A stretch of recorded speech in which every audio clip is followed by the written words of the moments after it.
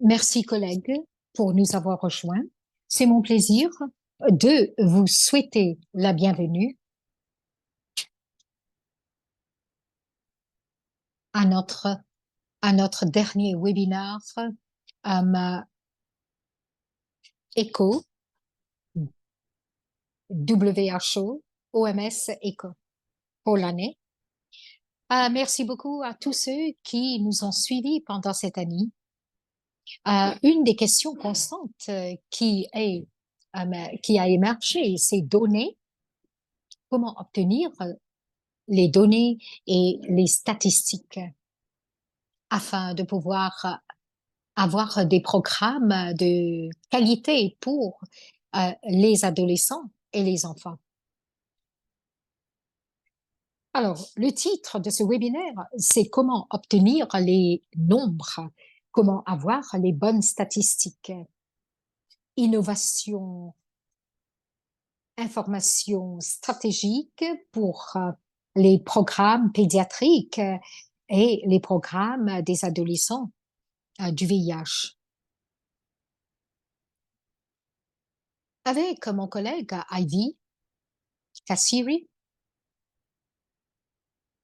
nous espérons d'organiser un autre webinaire qui va vraiment répondre à vos questions. Avant de commencer, j'espère que c'est bon pour nous de commencer avec quelques règles. Sur cette diapo ici, il s'agit de l'interprétation. Alors, nous avons le plaisir que nos collègues de PATA ont assuré que ce webinaire sera en anglais, en portugais et en français.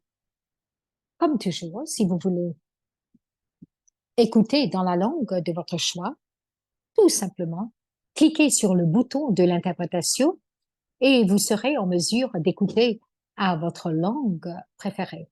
Diapo suivante. Nous continuons avec les règles.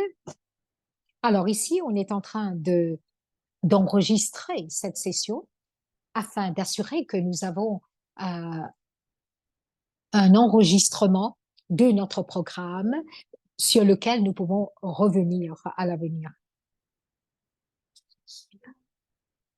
C'est un plaisir d'avoir plus de 200 personnes qui sont en ligne avec nous.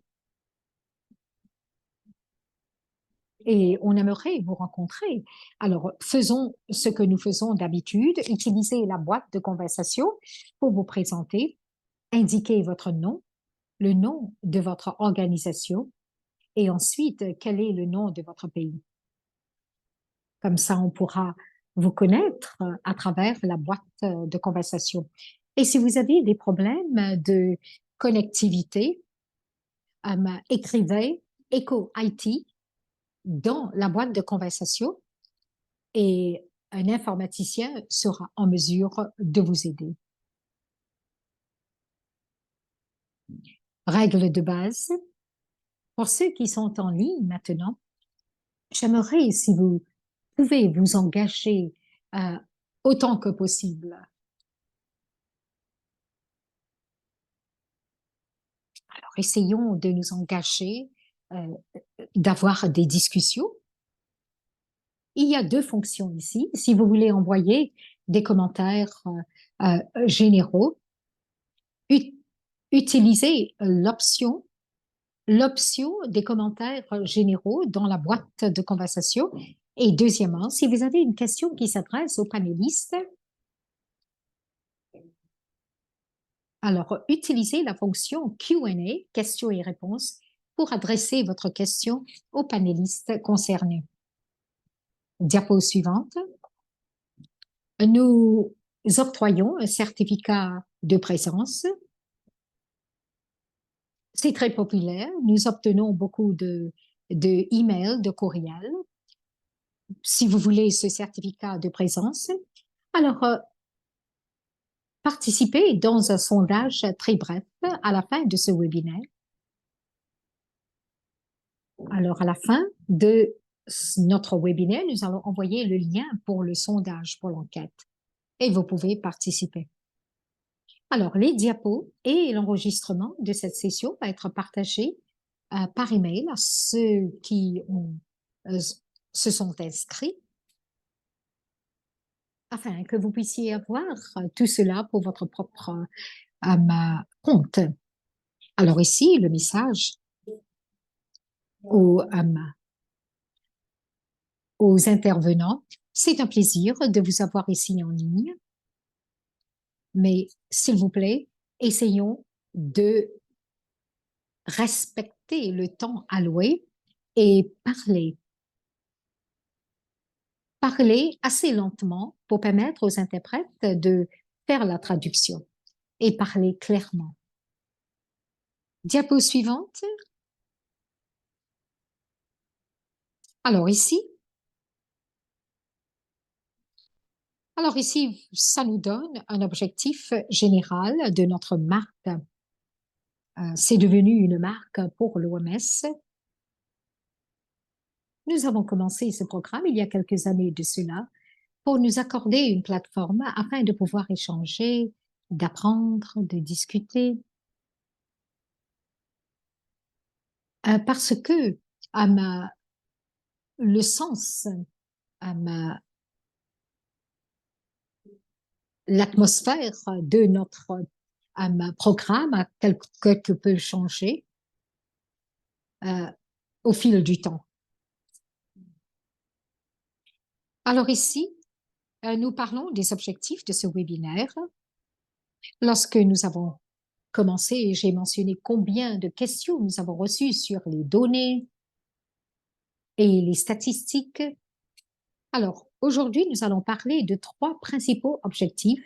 Notre premier objectif, premièrement, c'est d'être en mesure de partager avec vous l'aperçu général de l'OMS sur les lignes directives euh, stratégiques de l'OMS. Et nous allons partager cet aperçu général avec vous. Et deuxièmement, c'est lié cette présentation à des pays, à des études de cas spécifiques de différents pays. Et finalement, nous avons une plateforme ici pour utiliser ces discussions de pays pour discuter dans le panel et également en tant qu'une communauté globale pour obtenir une direction euh, pour la marche à suivre. Merci. Alors ici, ça c'est ma diapo, ma dernière diapo, et c'est sur l'ordre du jour. Nous avons un ordre du jour très brillant.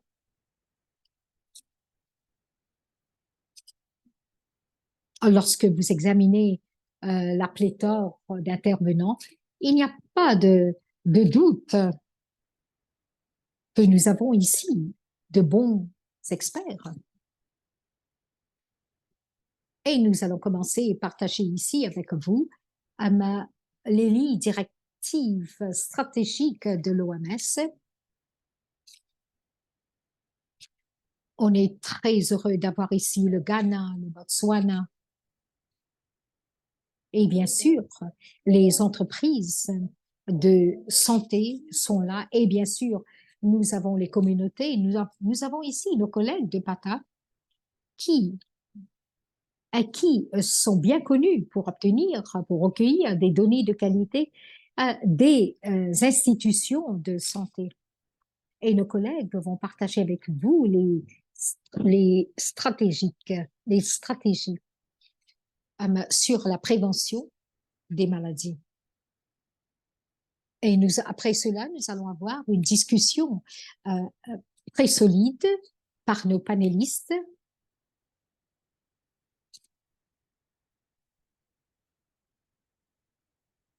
Ensuite, nous allons clôturer le webinaire. Alors, je vais maintenant vous présenter le président de séance aujourd'hui. Et c'est mon plaisir d'introduire et également de passer la parole à mon collègue de l'OMS représentant le Malawi. Alors, je vous accorde la parole, Monsieur Mugaga. Merci beaucoup, Wally, pour cette chaleureuse introduction et je souhaite la bienvenue à nos collègues. Je vous souhaite la bienvenue à notre programme d'aujourd'hui. Je souhaite la bienvenue à notre représentant du Bureau national de l'Ouganda.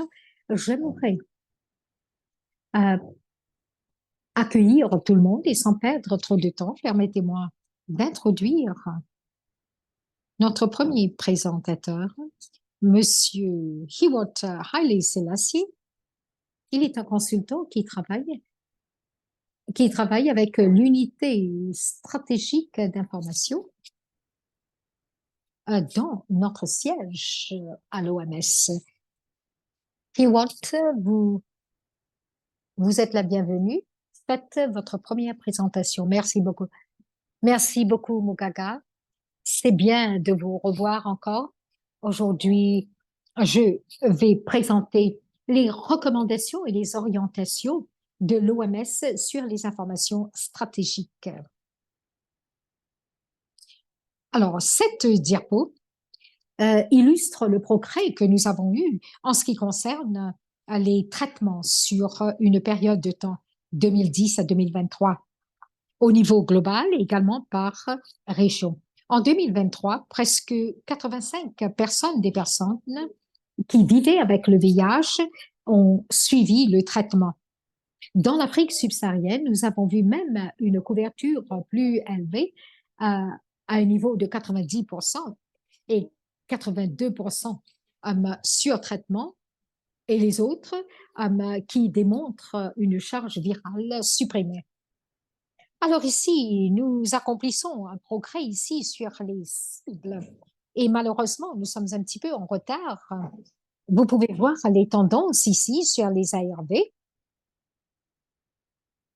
Alors ici, nous remarquons que nos résultats sont sous-optimales jusqu'à 2022. Alors ici, à droite, on peut voir ici qu'il y a 67% des enfants qui vivent avec le VIH sont au courant de leur statut sérologique et suivent le traitement. Alors ici, il y a les adolescents également qui suivent le traitement, adolescents âgés de 19 ans.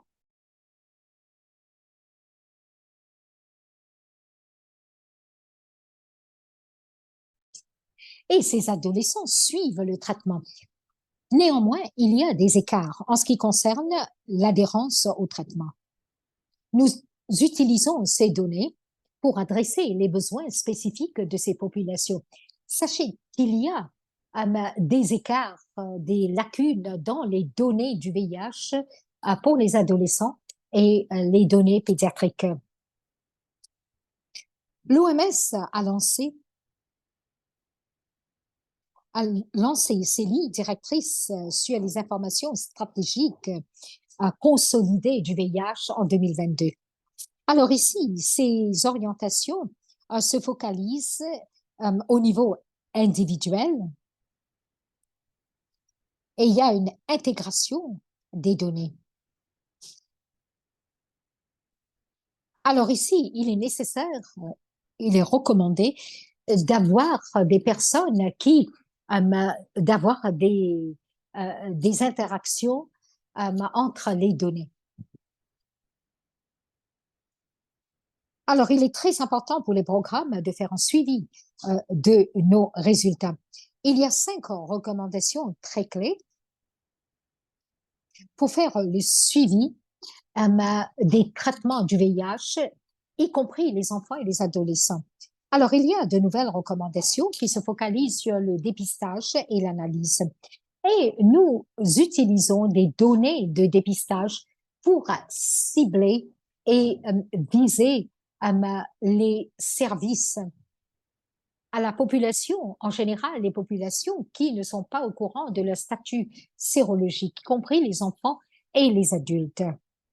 Alors, cette fois-ci, nous utilisons les données des patients pour éviter l'interruption des traitements et nous utilisons ces statistiques pour améliorer le traitement. Alors ici, nous essayons d'intégrer les informations que nous avons. Et notre but, c'est d'améliorer notre efficacité en matière de traitement. Alors, nous nous focalisons sur la qualité et l'utilisation des données. Et bien sûr, alors ici, nous devons quand même améliorer l'utilisation des données ici. Et dernière recommandation ici, c'est utiliser les données à tous les niveaux pour améliorer nos services euh, à tous les niveaux. Diapo suivante, s'il vous plaît.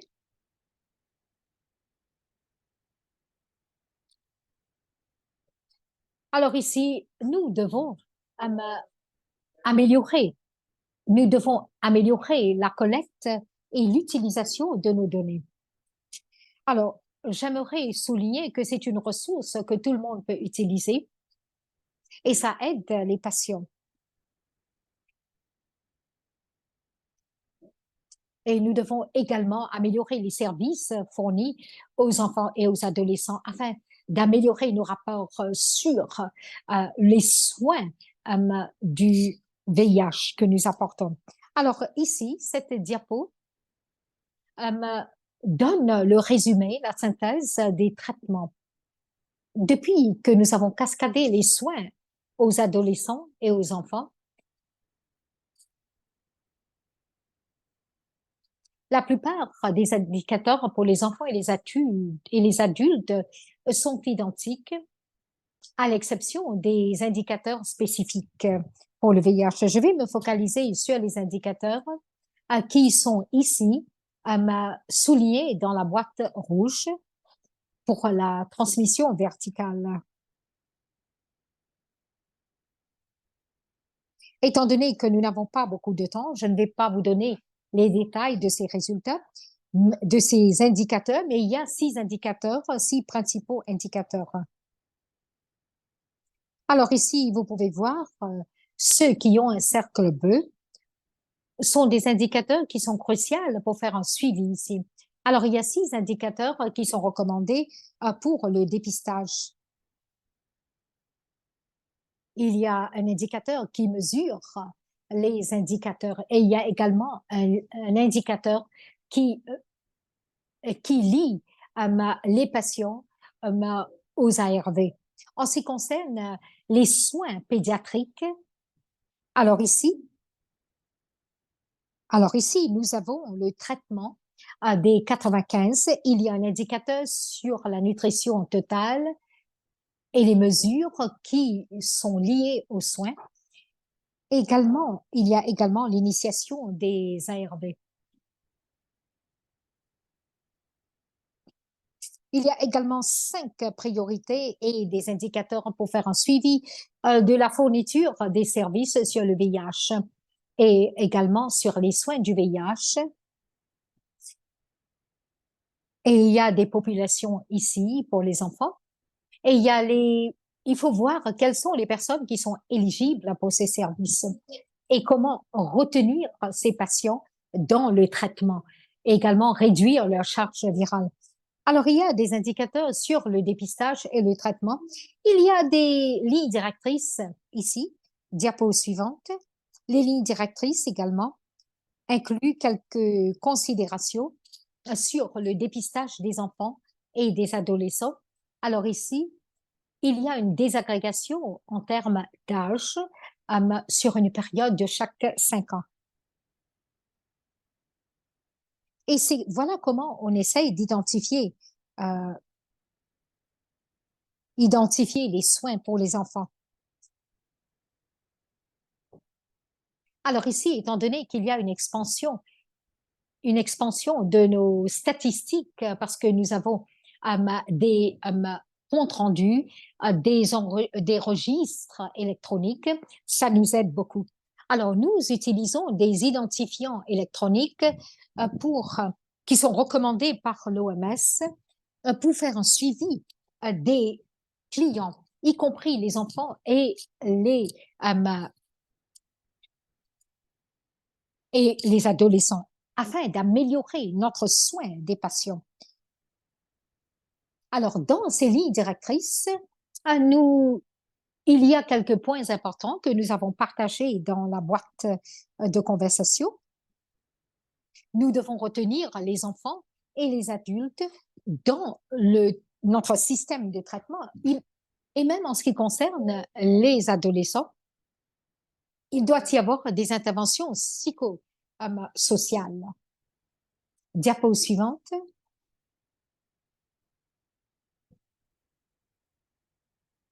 Alors ici, j'aimerais toucher sur la qualité des données et les lignes directrices de l'OMS et certains outils qui ont été développés.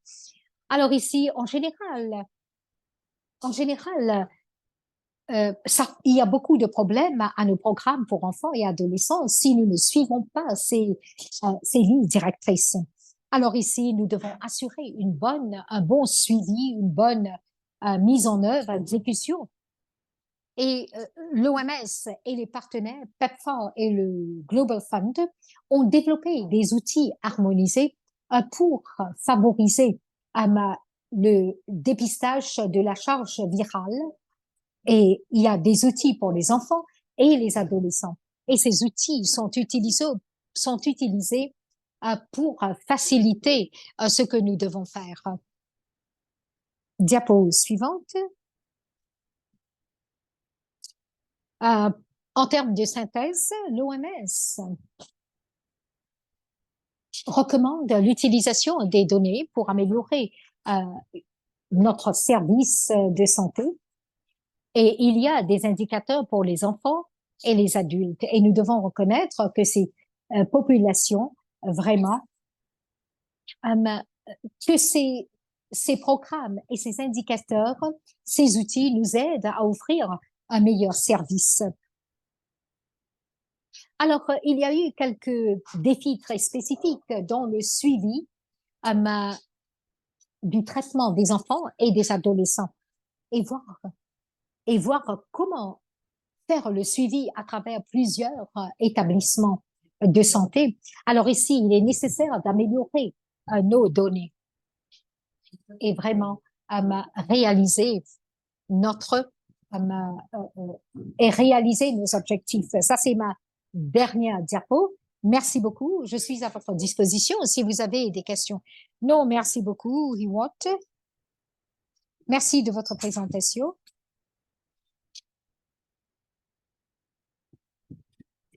Maintenant, nous allons passer directement aux études nationales et permettez-moi de présenter notre présentateur suivant.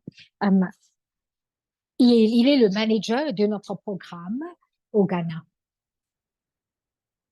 Dr. Hado, vous avez la parole maintenant. Donnez-nous l'étude de cas du Ghana. Merci beaucoup, Dr. Mogaga. Merci beaucoup, distingués participants. Je vous salue. Alors, bonjour à vous tous.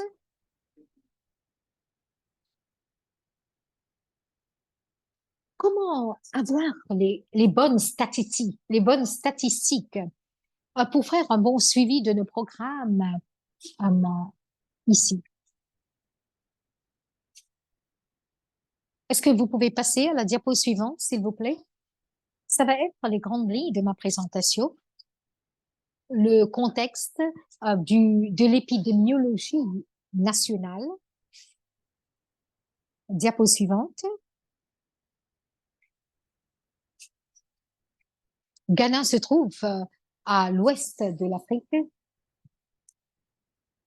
et a des frontières avec la Guinée, Burkina Faso et d'autres pays. La population est estimée, la population est très élevée et il y a une grande proportion d'enfants âgés de euh, environ 14 ans. Et le PIB par tête, c'est 2200 $. Diapo suivante.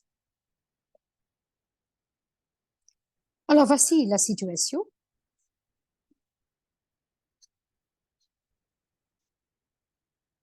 il y a beaucoup de personnes qui vivent avec le VIH et la majorité sont des femmes, 55%, et les enfants constituent 5% de ce montant.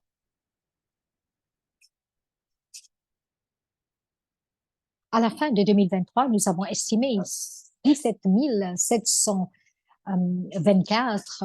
Nous avons trouvé qu'il y a de nouvelles infections parmi les enfants, 1988.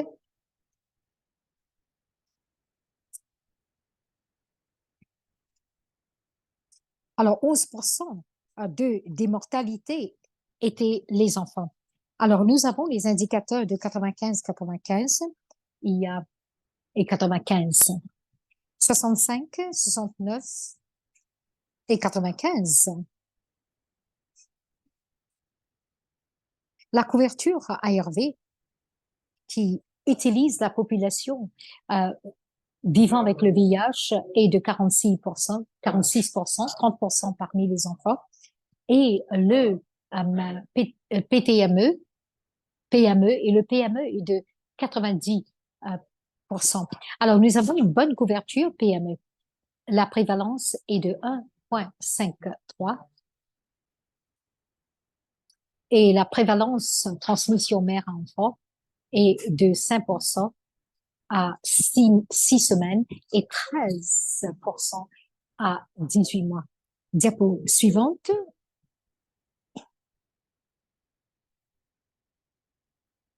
Diapo suivante.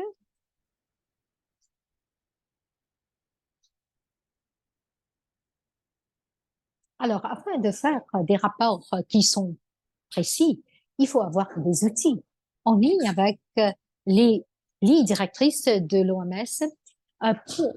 Alors, les outils pour les enfants.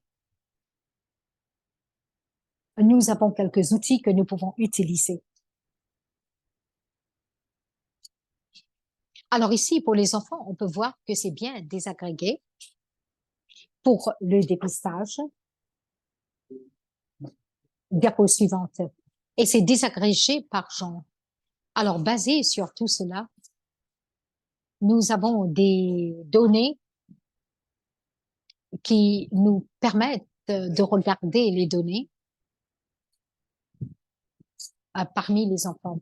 Par exemple, je vais utiliser quelques exemples. Dans le premier trimestre de 2024, le dépistage du VIH parmi les enfants était 3% pour les pour les garçons, 2% pour les filles.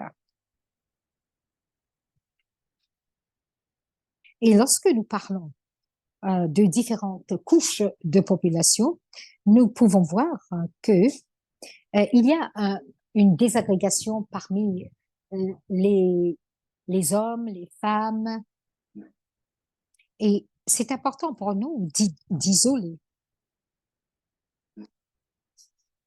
et voir comment suivre les populations, spécialement les enfants. Diapo suivante. Alors, le diagnostic précoce pour les enfants, c'est clé. Alors, je vous donne une idée de quoi je parle. Vous pouvez voir ici que c'est désagrégé par groupe d'âge de 6 à 12 semaines, 12 à 9 mois et jusqu'à moins de 13 mois. Vous pouvez voir que les enfants identifiés de 3000 et il y a un bon nombre d'enfants également.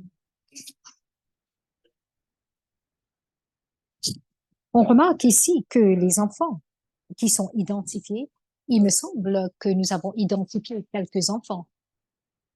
Si vous commencez à regarder les différences qui sont là, diapo suivante.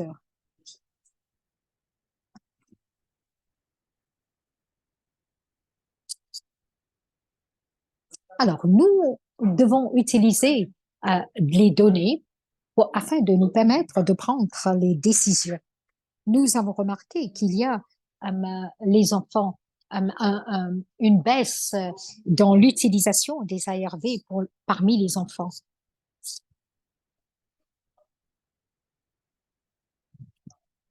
Et nous avons remarqué que d'ici mi-juin, les nombres pour les enfants, ça a baissé.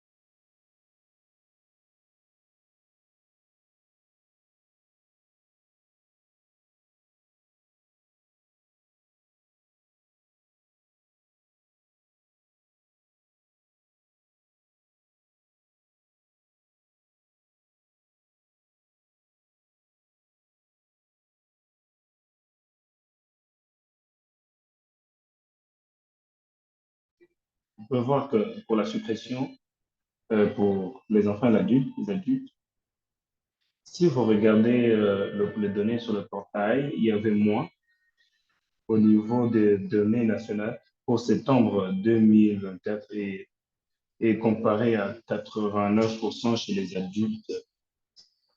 Alors, la prochaine page, s'il vous plaît. Mesdames et messieurs, en conclusion, je dois d'abord dire que notre performance pédiatrique a été marquée dans le passé par un bon nombre d'adultes. Et je veux saisir cette opportunité pour souligner quelques défis parce que à prioriser pour les enfants. Alors, nous savions que les enfants avaient un grand défi et qu'il y avait des lacunes. C'était difficile parce que les données n'étaient pas assez désagrégées pour refléter la vraie image. Mais cette désagrégation des données était très critique pour orienter les voies à suivre. À cause de cela, nous avions développé un plan de résolution, un document directif c'est basant sur le plan stratégique pour les enfants qui dit que nous devons désagréger les données. Ce n'était pas facile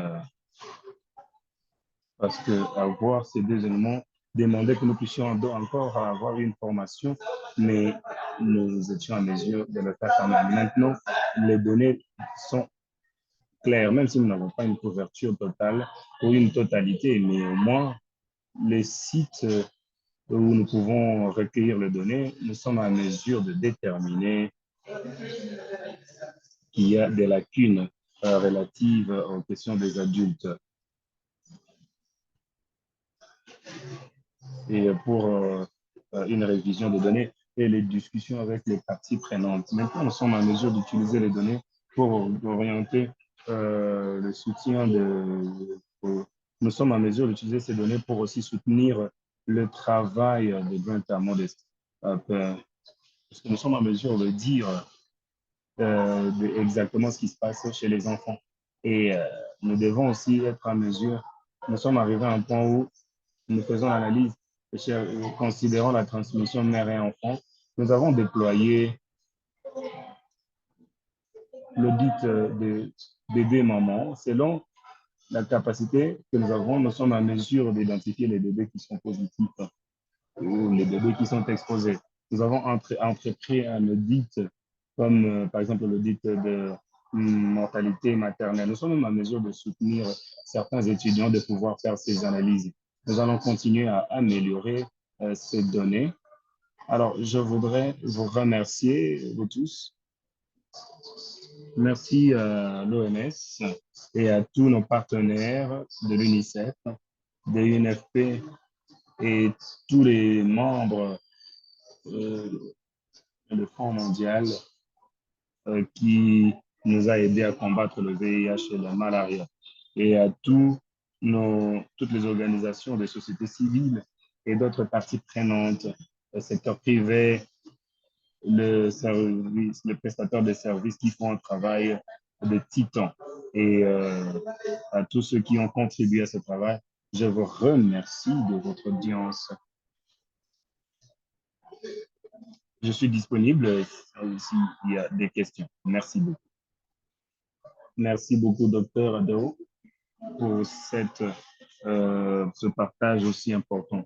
Vous avez souligné les points les plus importants, la présence de l'outil et le besoin de données désagrégées pour pallier à certaines disparités. Je voudrais maintenant introduire, vous présenter notre prochain orateur, Dr. John Manderai du Botswana, Farirai du Botswana, qui est directeur associé de BERA Botswana. Dr. John Farirai, bienvenue. Veuillez partager avec nous l'expérience du Botswana. Merci.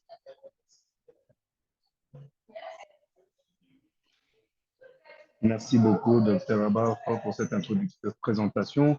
Et bonjour à tous ceux qui sont dans cet appel. Je vais présenter sur l'enrôlement des enfants et des adolescents vivant avec VIH pour l'approche basée sur les données suivantes. Alors, présenter ce que le Botswana a fait. Botswana Dela est un partenariat entre le gouvernement du Botswana, le Collège Bella de médicaments au niveau des États-Unis d'Amérique. Alors, à travers ce partenariat, nous assistons le gouvernement en mettant en place des services d'oncologie et de VIH pour le public de manière gratuite, sans frais. Et en matière de VIH, nous octroyons le traitement, à part le service et le traitement, nous mettons aussi en place la prévention, le conseil et la prévention de VIH. En termes de soutien, c'est le programme psychosocial qui inclut les clubs des jeunes, les clubs des adolescents, mais aussi un groupe de soutien des jeunes mères. Suivant. Présentement, nous sommes basés à Gaborone. Nous avons au moins 2386 patients. Comme vous pouvez le voir, nous avons au moins les enfants de 55 enfants de moins de 5 ans à cause du programme de transmission mère et enfant au niveau de Botswana. Il y a aussi quelques pertes que nous avons qui sont à stade de 8%. Nous avons un bon taux de survivants et le taux de suppression de charge virale est pratiquement à 92%. Nous avons aussi les soutiens pour 4 sites au niveau du pays, le mentorat, les formations, mais également des conseils cliniques.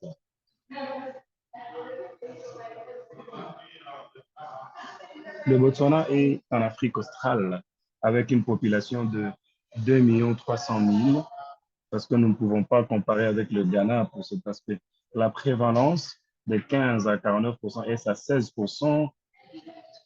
selon les estimations de UNAIDS et de l'ONU-SIDA, qui nous amène à 3600 adultes et enfants qui vivent avec VIH. Les incidents de 3,15% par mille parmi les gens de 15 à 19%. Et la transmission verticale mère-enfant est à 1,17%. Et la couverture de 15% est à 95%, suivant s'il vous plaît. Un rapport récent du Botswana qui a été publié en 2023 démontre que les incidences annuelles étaient de 0 à 8%, c'est-à-dire une prévalence de 0. La prévalence chez les enfants est de 0 à 8%, c'est-à-dire considérer une estimation de 5 600 enfants vivant avec VIH. En termes de prévalence pour la suppression de la charge virale chez les adultes, ça c'est tous les adultes et les enfants et sur le VIH est à au moins 19. Et pour le 95-80, le site de 95-95-95, le pays vient de célébrer la réalisation de 85, 80, 95, 98 et 97 aussi. Ça, c'est juste un tableau qui vous montre différents groupes d'âge et différentes charges virales. Pour d'autres populations qui ont atteint la charge virale pour les ARV. Et les adolescents, c'est pratiquement 95%. Et ceux dans des salles de 5%, c'est pratiquement à 80 et à 85% suivant. En termes de données sur le PMT, c'est que le pays a atteint des jalons reconnaissant, probablement c'est le tout premier pays, si ce n'est pas le seul pays, qui a atteint le certificat en argent en matière de transmission mère et enfant.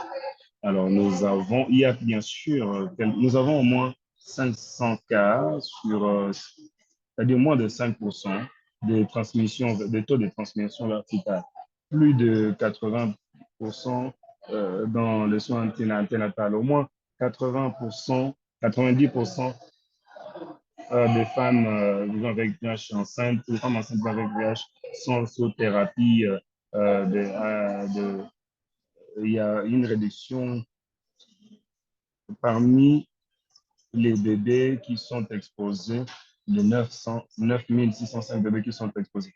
Et cela démontre que pour le programme de PMTCT, une estimation de taux de transmission est de 0,9%. En termes de tests à 6 semaines, c'est-à-dire les ADN, PCA, nous en sommes à 6%.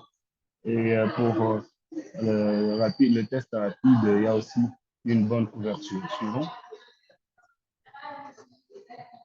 Parmi les enfants,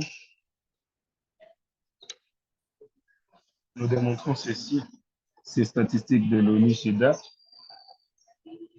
et des sondages dont j'ai déjà souligné dans les pages passées. Pour l'estimation, nous voyons au moins 5100 enfants, mais pour les estimations, la couverture n'est pas optimale. C'est à 66% de couverture de 0 à 14 ans. Bien sûr, la prévalence qui a déjà été partagée, c'est quelque chose que nous pouvons également partager, comme les adultes qui ont réalisé les 90%. Vous allez trouver que les jeunes gens sont à 77%. Ça, c'est aussi un autre groupe à considérer. Suivant.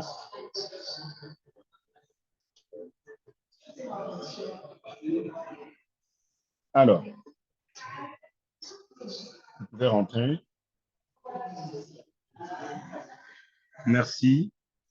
En termes de 95 pour les enfants, récemment, nous avons eu le programme de sondage de Botswana. C'est ce qui nous informe que le pays a atteint ses premiers 95. Mais dans ces sondages, les données pour les enfants manquent simplement parce que les échantillons pour les enfants, le sondage était beaucoup plus réduit pour avoir des estimations. Alors, vraiment, nous ne nous ne sommes pas dans une position, surtout pour le premier 95, en termes de couverture de premier 95 pour les enfants. Pour les données de programme, nous avons trouvé que présentement, il y a 3165 enfants qui sont sur ART et qui ont une suppression de la charge virale. La question, si vous comparez l'estimation des modelages, c'est-à-dire 5100, et que vous considérez le présent pour le traitement, vous verrez que nous avons perdu un suivi en termes de cascade de VIH, peut-être qu'au niveau des stades de tests ou encore le lien au soin. C'est ce que nous avons pour le moment. En utilisant ces estimations, vous verrez que 5000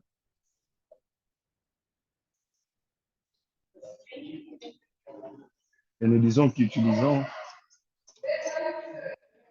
ces estimations, seulement 62% sont sur le ARV.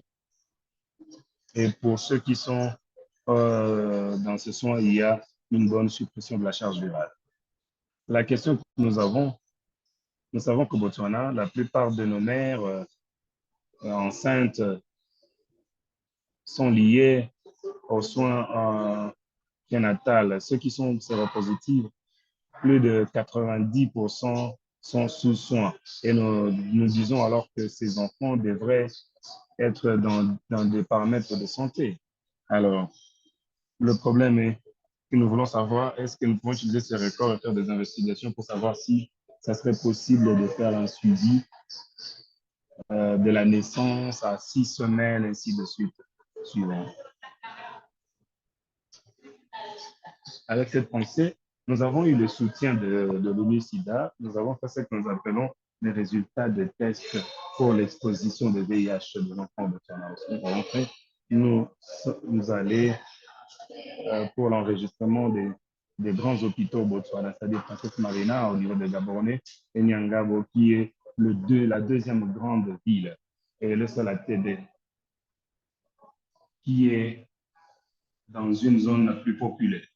Alors, nous avons fait une sélection de 455 enfants. Ça, c'est des records des enfants qui sont exposés, qui sont nés des mères séropositives. Suivant. Il y a eu quelques jeunes mères, pratiquement 14% c'était les jeunes mères,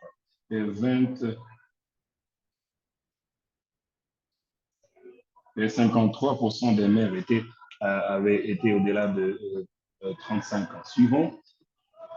En termes d'enrôlement, avec nous pouvons voir de cette diapo que la majorité pour le premier trimestre et la plupart d'entre eux ont aussi suivi le deuxième trimestre. C'est un petit chiffre qui a présenté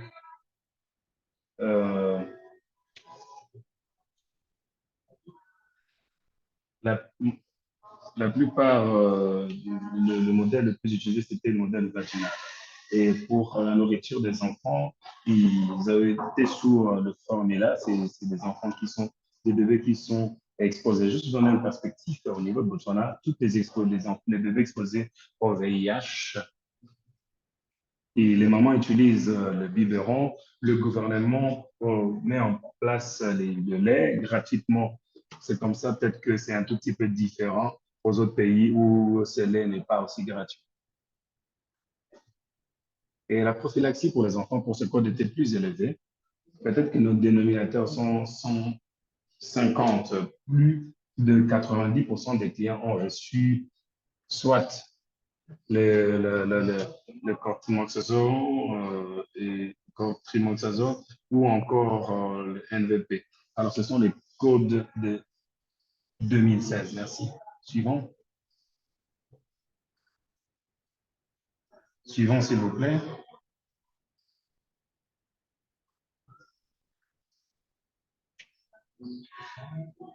Et ça, c'est le PCR qui est fait à 6 semaines, qui est relativement bien, avec les résultats dans un mois.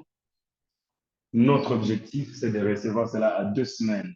Mais comme vous pouvez le voir, les résultats sont généralement reçus à temps, à l'heure. Parmi les 454, nous avons réalisé que ceux qui sont testés, c'est pratiquement 436 seulement. 16 clients parmi les 456 n'ont pas testé pour le VIH. À partir de ce moment jusqu'au moment où nous avons interagi avec les clients, il n'y en a que 6 qui n'ont pas testé. Et ça, c'est les résultats pour tous ces enfants. Vous pouvez voir que seulement 16 parmi ceux-là, c'est-à-dire 1,5% qui ont eu un résultat, possèdent un résultat. Nous n'avons pas eu l'opportunité de tester les 16 enfants parce qu'il n'y avait pas eu de résultats. Et tous ces enfants ont été testés séro-négatifs. Alors, c'est ici les caractéristiques de ces enfants qui étaient positifs. Parmi les 7, 3 ont commencé le traitement à moins de 6 mois et d'autres ont commencé un peu plus tard à cause de retard de diagnostic, probablement. À partir de cette analyse que nous avons trouvé qu'il y a relativement des enfants qui sont posés un taux très réduit de transmission mère-enfant dans ce cohorte. Alors, ce que nous pouvons aussi conclure, c'est que l'utilisation et l'analyse des programmes qui sont vitales dans le suivi de l'accès et la couverture pour les cascades des traitements de VIH, l'estimation de ce modèle peut être limitée par des assumptions généralisées qui ne sont peut-être pas applicables dans tous les contextes. Alors, c'est ce que nous essayons de dire. Nous avons, selon les données de l'UNICIDA, mais lorsque nous avons fait les investigations, nous n'avons pas vu ces champs d'évidence. Cependant, nous allons continuer à travailler pour voir là où il y a des problèmes. Peut-être que nous sommes en train de manquer ces enfants ou peut-être que certains modèles ne sont pas corrects ou précis. Alors, ce sont différents programmes que nous devons mettre en place pour nous rassurer que les adolescents passent par diagnostic et retenus dans le soin suivant. Merci beaucoup. Merci à tous pour votre attention. Alors, je voudrais remercier tous nos partenaires avec qui nous travaillons, l'OMS et tous les autres partenaires pour l'amélioration et le secours de ces enfants. Merci beaucoup. Merci beaucoup, Dr. John Ferreray, pour cette belle présentation. Je peux voir qu'il y a un travail qui est conjugué, considérant que vous êtes déjà dans le cascade de préélimination. Merci beaucoup d'avoir partagé cette expérience du soin. Permettez-moi de prendre les deux prochaines présentations et introduire notre prochain présentateur, c'est-à-dire Dr. Vanessa Kozao, qui est enthousiaste en matière de santé et une expérience de 4 ans sur terrain avec un intérêt sur le VIH-Sida. Et elle travaille présentement en tant que représentant au pays Cameroun des patins, c'est-à-dire le traitement de la pédiatrie. Docteur Fozao, bienvenue.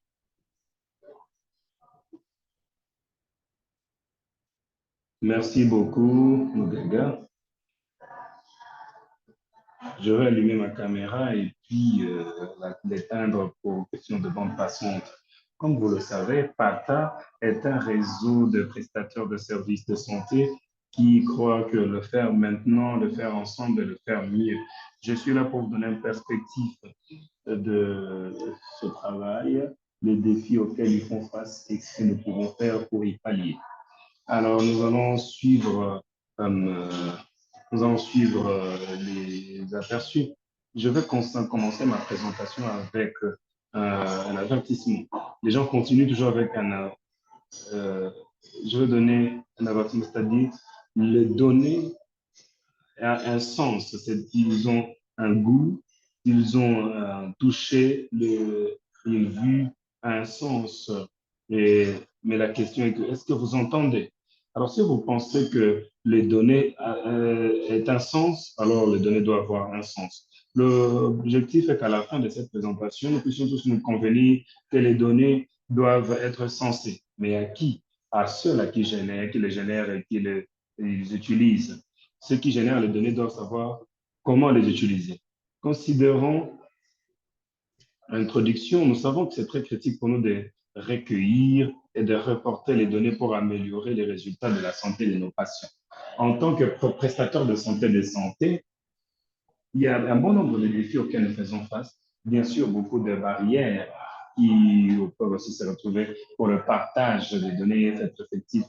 Et l'objectif de cette présentation serait d'explorer des voies et moyens pour améliorer le recueillement des données, où nous pouvons aussi souligner des solutions pratiques qui peuvent permettre les prestataires de santé tels que vous et moi, à tous les niveaux, que ce soit au niveau de clinique, au niveau managérial, à n'importe quel niveau, pour que nous puissions savoir comment et quand et comment utiliser les données. Alors, notre rôle en tant que clinicien, nous sommes les premières personnes qui entrent en contact avec les données. Nous collectons les données de différentes manières, par record de patients, par observation, même par les interventions que nous avons pour les patients. Et bien sûr, lorsque les données sont recueillies, ça doit être saisi, analysé et fait rapport. Maintenant, la plus grande question, ces gens qui sont à mesure de faire ce travail, est-ce qu'ils comprennent l'importance? Lorsque vous n'arrivez pas à comprendre, c'est là où nous voyons des questions où les données étaient recueillies de manière inadéquate. Les processus, c'est dès le départ, nous devons être sûrs que ce que nous recueillons doit être correct. Alors, chez nous, on dit les déchets qui entrent, c'est les déchets qui sortent. Alors, j'insiste alors que les prestataires de services, euh, lorsque les prestataires de services ne comprennent pas, alors ils ne vont rien faire de bon. Nous devons renforcer le système de santé, améliorer les soins. Initialement, nous avons parlé des soins centrés sur les patients. Nous devons nous concentrer sur cet aspect. Alors, quels sont les défis auxquels nous faisons face? Les données incomplètes et les données inconsistantes. Parce que lorsque les données ne sont pas complètes, vous n'allez pas comprendre. Selon l'étude de cas, que le Ghana a partagé et ce que le Botswana a partagé. C'est clair que lorsque nous considérons les données en fragments, nous n'avons pas, cela ne sera pas clair. Il y a aussi le problème, souvent les personnes qui est supposée recueillir les données, c'est la même personne qui fait rapport les données et c'est la même personne qui a 100 autres documents. Alors le patient dit, je suis fatigué, je dois rentrer à la maison. Maintenant, vous voyez, qu'il y a une contrainte en matière de temps, les données ne seront pas saisies correctement. Il y a des moments où, surtout, les pays à moyen revenu, les personnels ne sont souvent pas disponibles. Il n'y a que quelques personnes qui sont disponibles, mais ils ont beaucoup de choses à faire. Il y a des gens qui ont une sur-spécialisation dans certains domaines, alors ils ont du mal justement à pouvoir faire leur travail fidèlement. Nous avons aussi un problème de soutien et de voilà. Vous demandez à quelqu'un de vous donner des données, mais cette personne ne comprend pas exactement la quintessence de données. Il n'a pas de soutien. On nous a dit que souvent, le superviseur joue un rôle. Mais alors, vous attendez quelque chose de quelqu'un et cette personne ne peut pas vous donner cette chose, ça devient un problème. Il y a aussi un problème de beaucoup d'outils et de duplication de données. C'est clair que la plupart des données que nous avons interagissent à un certain moment. Nous devons trouver là où il y a intersection des données et les réunir. Si nous trouvons là où les données qui sont transversales, alors nous pouvons proposer des solutions. Les opportunités que nous avons sont telles que nous pouvons simplifier les outils que nous avons sur notre guide pour permettre à tout le monde d'interagir avec cet outil. Nous pouvons nous rassurer que nous partageons les activités avec nous-mêmes, pas faire prendre tous le fardeau sur nous soi-même. Nous devons continuer à mentorer, à soutenir les prestataires de santé, afin de nous donner un résultat escompté. En dernier, mais pas le moins, nous devons être à mesure d'avoir un système de données consolidé ou une plateforme unifiée qui utilise à mieux les données. En termes d'innovation et des pratiques, des solutions pratiques, nous parlons de la technologie mobile. Vous allez trouver que au niveau de la communauté, les gens ont des applications simples, des téléphones, et cela va plus loin pour minimiser les erreurs et permettre des données à temps réel.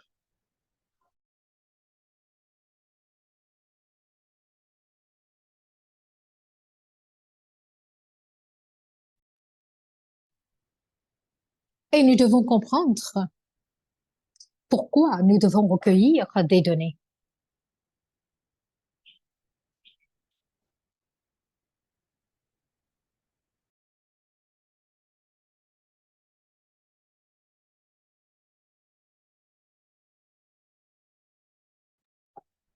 Maintenant, on vous entend, Vanessa. Je suis désolée. Je disais que nous devons avoir un système de rapport qui est bien engagé et les rapports doivent être partagés au même moment que nous les préparons. Nous devons avoir des mécanismes pour faire des vérifications, un contrôle euh, de la qualité. Alors même lorsque nous partageons les données, il doit y avoir un contrôle sur les données.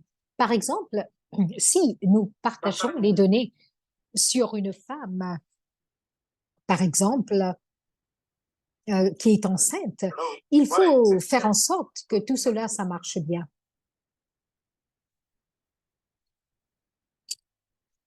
Beaucoup de ces données que nous avons générées, ça se trouve au niveau communautaire. Nous devons utiliser des outils qui sont chargés en utilisant l'énergie solaire qui vont permettre aux communautés de développer. En ce qui concerne les innovations, je dois dire que nous devons comprendre pourquoi faire la collecte de ces données. C'est un algorithme très simple qui va nous aider. Nous devons commencer par faire une analyse des lacunes. Nous devons identifier où se trouvent les lacunes. Lorsque vous comprenez le problème que vous avez, à ce moment, vous pouvez commencer à analyser les causes qui sont à la racine de ces problèmes et à partir de là, développer des solutions. Bien sûr, vous ne pouvez pas obtenir des solutions sans obtenir un feedback. Diapo suivant. Alors, voici un exemple euh, rapide. On connaît tous que l'absorption de la charge virale, ça se fait parmi les enfants. Pourquoi la charge virale? La charge virale a été collectée.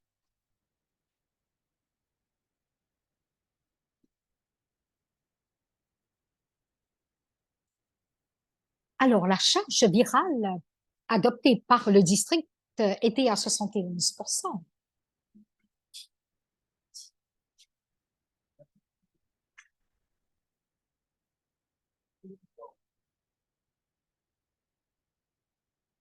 Alors ici,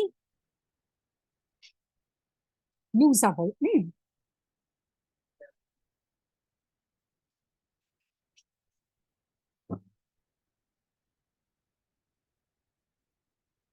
alors ici, ce que nous avons fait, nous avons organisé,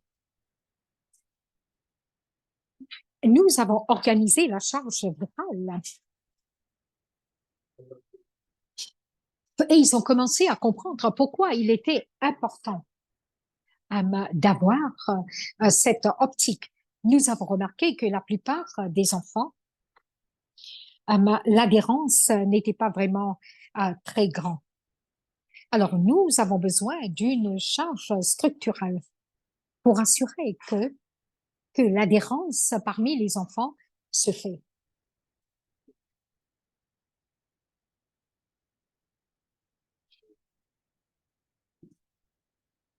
Alors, pour qu'un fournisseur de données puisse avoir des données, nous devons faire la collecte des données parce que ça aura un impact sur notre travail. Cette session de feedback doit être comme un examen des données que j'ai mentionné avant. Nous devons faire un examen des données et nous devons poser des questions sur les résultats que nous obtenons.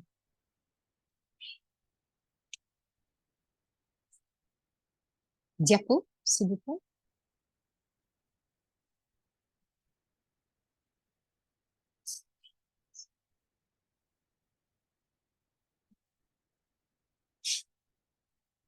Alors, je ne sais pas ce qui se passe avec les diapos, mais je mentionne ici que nous devons être en mesure d'utiliser ces données pour prendre des décisions cliniques et également pour faire un feedback.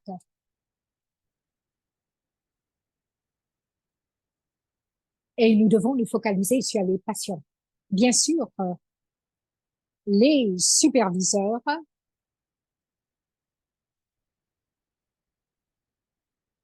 nous ne devons pas tout simplement nous focaliser sur les données cliniques. Et pour conclure, nous avons besoin d'une approche collective et ce n'est pas seulement la responsabilité du personnel soignant, mais ça nécessite une collaboration de tous les managers, à des superviseurs. Il faut les former sur l'utilisation des données et également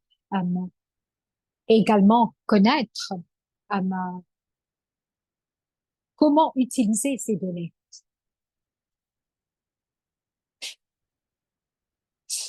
Nous avons besoin d'une manière plus efficiente de collecte de données.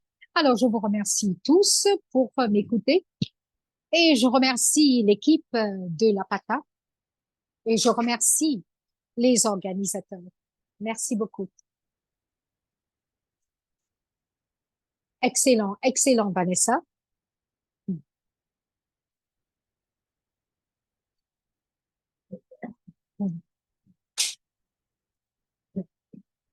Alors, permettez-moi maintenant d'introduire le dernier intervenant de cette session. C'est Anna Yapsik de l'ONU-SIDA. Anna Yapsik travaille avec les données dans le programme des Nations Unies sur le VIH et SIDA, l'ONU-SIDA. Anna, vous avez la parole maintenant. Bonjour à vous tous. Aujourd'hui, je vais faire une présentation sur euh, comment mesurer l'impact sur les programmes de transmission verticale. Je vais vous montrer l'importance, comment construire des ponts, comment faire le pont lorsqu'il y a des données, des lacunes en ce qui concerne les données, spécialement en ce qui concerne les femmes, les adolescents et définitivement les enfants. Diapo suivante, s'il vous plaît.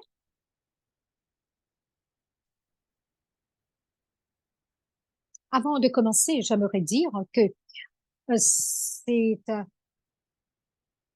un grand plaisir de faire la présentation au nom des équipes nationales à UNAIDS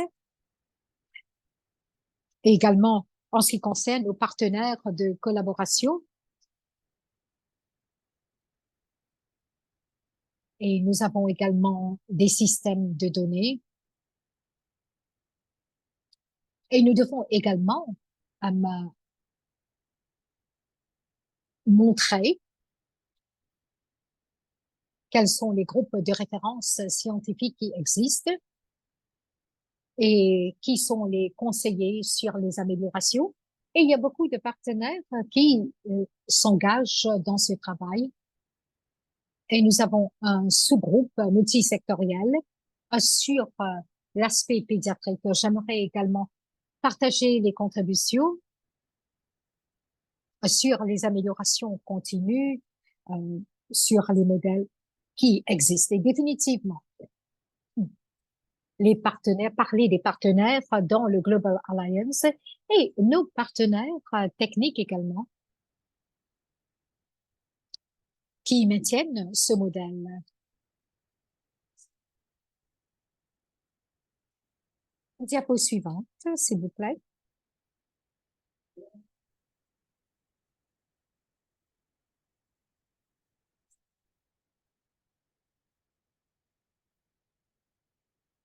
Alors, pour vous donner un contexte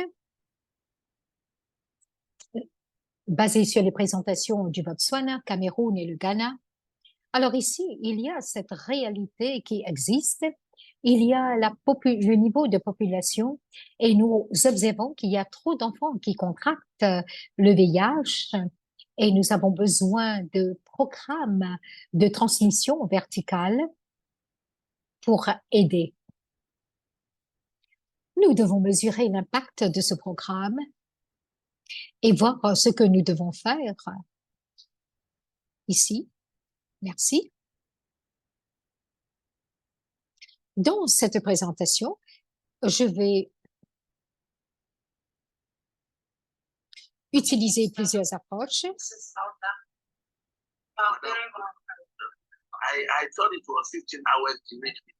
Alors ici, nous devons voir quelles sont les données.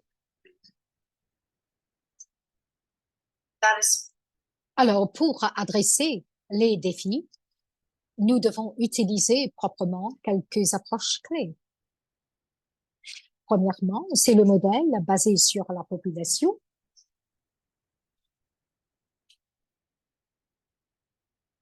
Ensuite, il y a une autre approche qui représente les études et les sondages basés sur les présentateurs nationaux. Et il y a également la fondation et il y a des programmes ici, des programmes qui sont soulignés par les lignes directrices de l'OMS.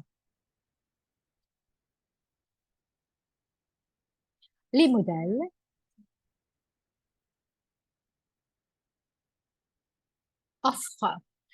offrent une idée, beaucoup d'informations sur la population et saisissent la transmission, par exemple, mère-enfant, et ça illustre le nombre de femmes qui ont accès aux soins prénatals et comment ça touche les populations clés qui sont à risque du VIH.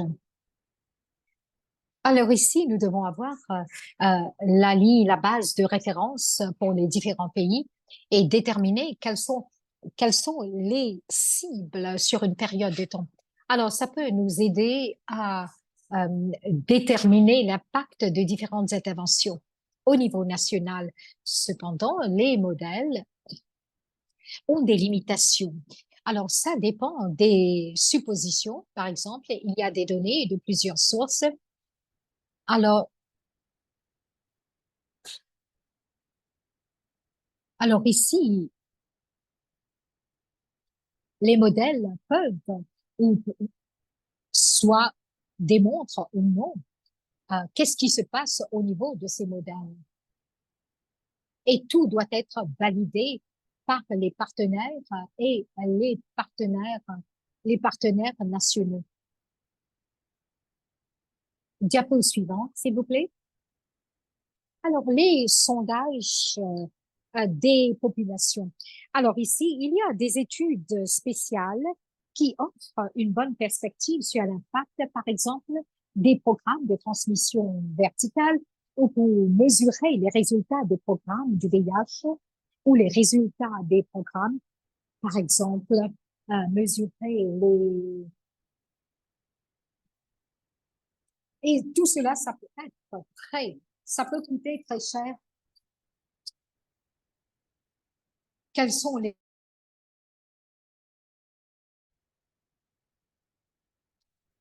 Alors,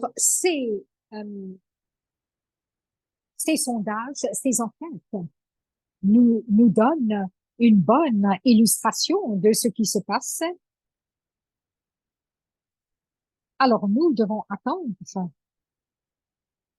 les résultats qui pourraient prendre plusieurs années. Cependant, dans des cadres où il y a une haute prévalence, par exemple dans les pays africains, nous avons ce que nous nous apesantissons sur ces études pour voir si le modèle fait une bonne projection et si les projections sont en alignement avec les résultats des sondages. Alors, c'est une des stratégies de validation que nous appliquons avec consistance dans les pays où ces sondages, ces enquêtes sont faites. Alors ici, il y a des données. Souvent de fois, nous avons mentionné que voici la fondation et ces sondages offrent des informations très précieuses sur le déroulement de nos programmes. Cependant, ça a également des limitations. C'est limité par sa couverture parce que ça ne saisit pas souvent tous les scénarios et ça ne prend pas ça ne touche pas la population visée, ciblée. Alors ici, nous pouvons obtenir les données qui sont fournies par les systèmes de santé.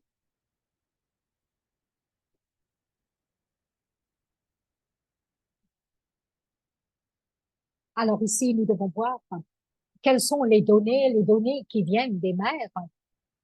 Comment est-ce que quel va être ces résultats? Quelle est la période d'allaitement de ces mères?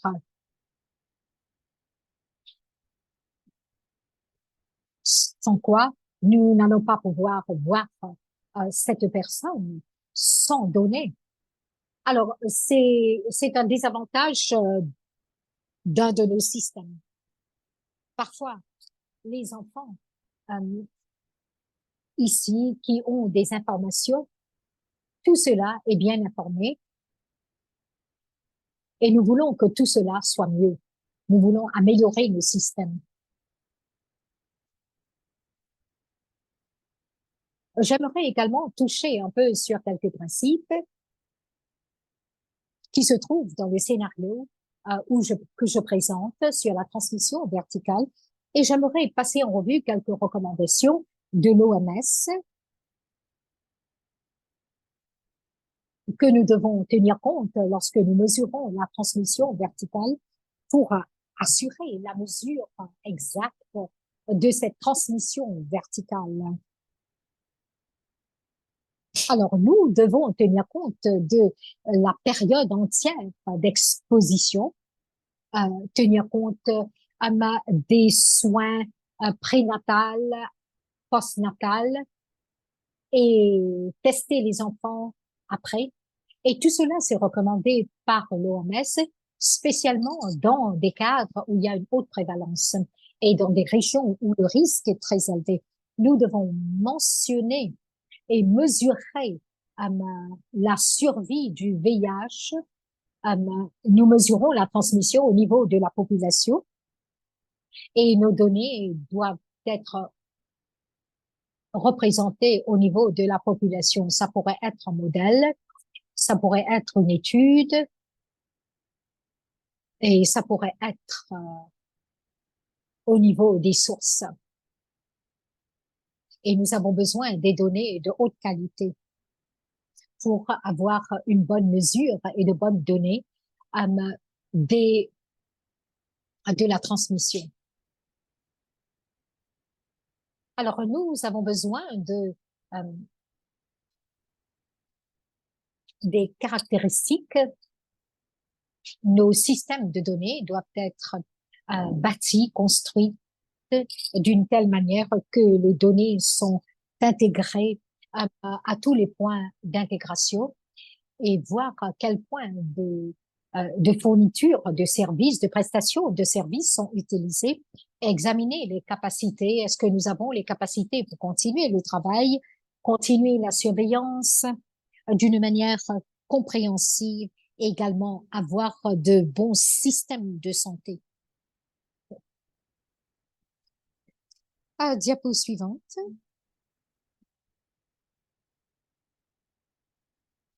Alors ça, c'est une photo des lignes directrices que nous avons sur l'élimination de la transmission verticale en ce qui concerne l'hépatite B. Et ici, là, l'exigence est que nous devons assurer que les données respectent certaines normes et c'est clé pour mesurer les résultats sanitaires parce que la transmission verticale dépend d'outils que nous avons et nous devons nous adhérer, nous devons nous atteler aux normes et aux règles de l'OMS. Alors, j'ai surligné les indicateurs que nous devons utiliser ici dans la transmission de mère à l'enfant, de, de la mère à l'enfant. Alors, ces directrices recommandent que nous devons utiliser les sondages de la population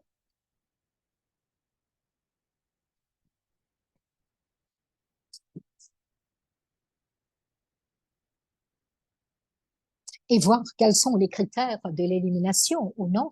Alors ici, nous utilisons également des données dans les pays, par exemple, spécialement les pays où il y a une haute prévalence.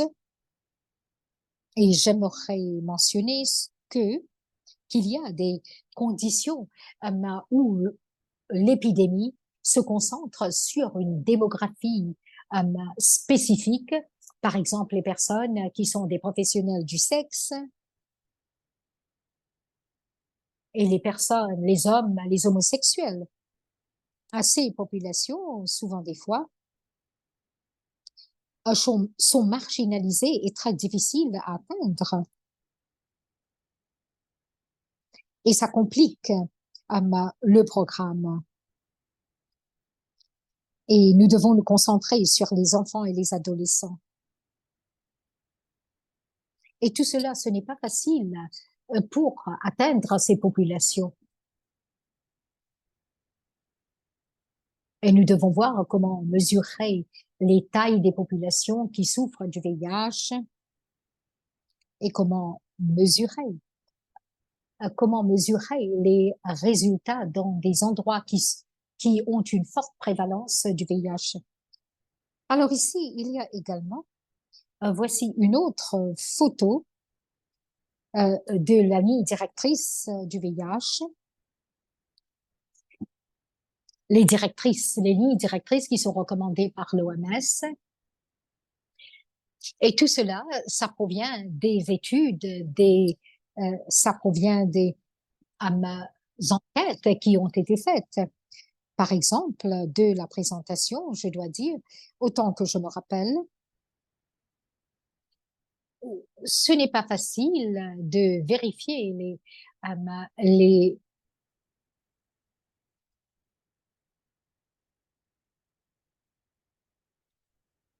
alors nous devons considérer certaines choses.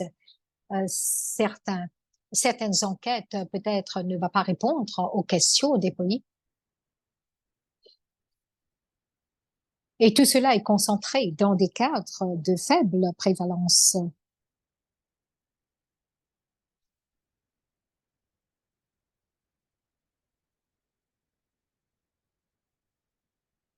Comment est-ce que les différentes méthodes peuvent se complémenter?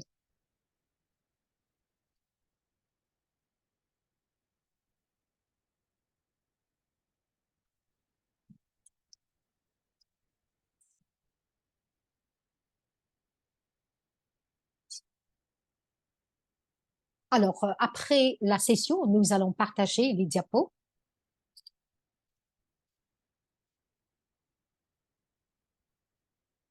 Ensuite, nous allons voir comment mesurer les résultats concernant la transmission verticale. Alors, les données des programmes. Alors ici, définitivement, nous voyons un progrès. Nous passons à la diapo suivante.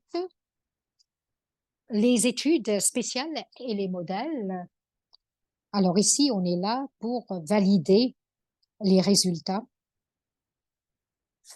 des enquêtes et les modèles. Diapo suivante. Alors ici, on est en train de créer des groupes d'impact à travers ce et nous assurons qu'il y a une bonne interaction avec ces informations et que nous obtenons un feedback en retour dans chaque pays spécifique. Diapo suivante. Alors ici, les limitations sont là. J'ai déjà mentionné plusieurs. Alors ici, il pourrait y avoir des gaps, des lacunes qui existent, on ne sait pas. Il pourrait y avoir un grand nombre de femmes que nous avons perdues de vue.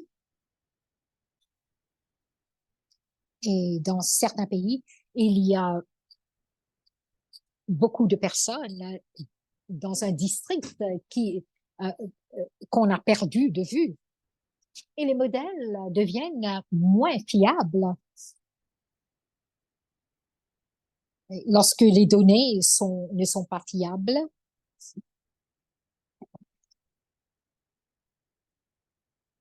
Alors nous devons distinguer euh, quels sont les défis euh, au niveau, au niveau des épidémies qui existent. Diapo suivante.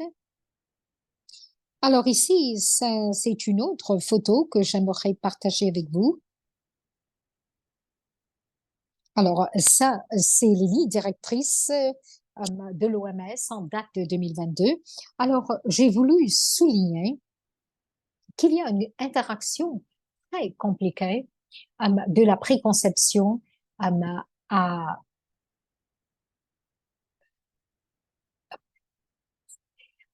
lorsque la femme tombe enceinte et jusqu'à l'accouchement, de la préconception à la grossesse, à l'accouchement. Et ici, nous devons avoir un système qui est cohérent. Nous avons besoin de statistiques qui sont vraiment très consistantes. Et ça vous donne un très bon résumé d'outils de suivi pour vous donner une idée des outils que nous avons. Et ici, j'aimerais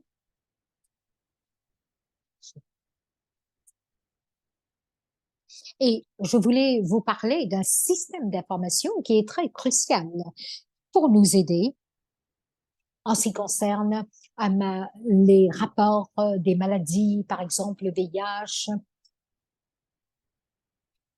et voir comment adresser le VIH parmi les enfants, parmi les femmes prénatales, postnatales et même parmi les enfants également. Et l'OMS et les partenaires également. Ah, merci beaucoup, Wole. Merci beaucoup, Wole. Merci beaucoup, Wole. Si vous pouvez conclure afin qu'on puisse passer à la discussion du panel.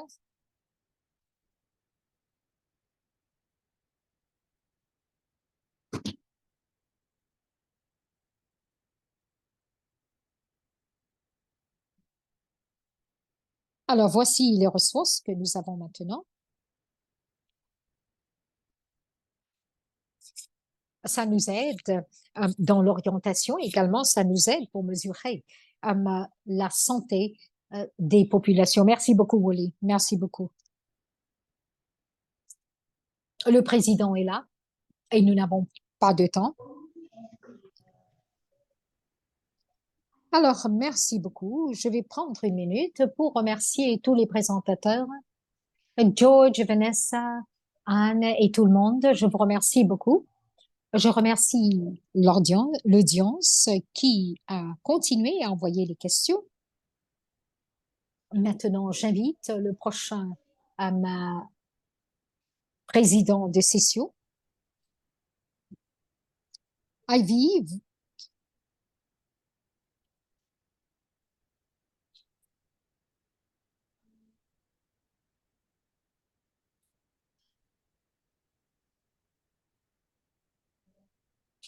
Nous avons quelques informations que nous voulons partager et discuter pendant quelques minutes. Et ça, c'est le panel. Malheureusement, le premier panéliste n'est pas avec nous. Nous avons Dr. Alan, qui est médecin et directeur assistant de la stratégie des PAF. Nous avons le Dr. Addo, qui est déjà présenté. Nous avons aussi Françoise Renaud, qui est l'officier technique avec l'unité de l'hépatite VIH au niveau de l'OMS au quartier général. Nous avons Anaya Kosizwa qui a fait la présentation de l'ONU-SIDA. Je veux l'idée cette discussion en panel avec la question au Dr. Allen. Dr. Allen, quelle est votre expérience en utilisant les outils innovatifs pour recueillir les données sur les maladies avancées de VIH chez les enfants et adolescents? Et que suggérerez-vous au programme national qui doit être priorisé pour améliorer les données sur le HD et les questions de mortalité chez les adolescents et les enfants? À vous la parole, docteur Alain. Oui, merci beaucoup, docteur Ivy. J'espère que vous pouvez bien m'entendre.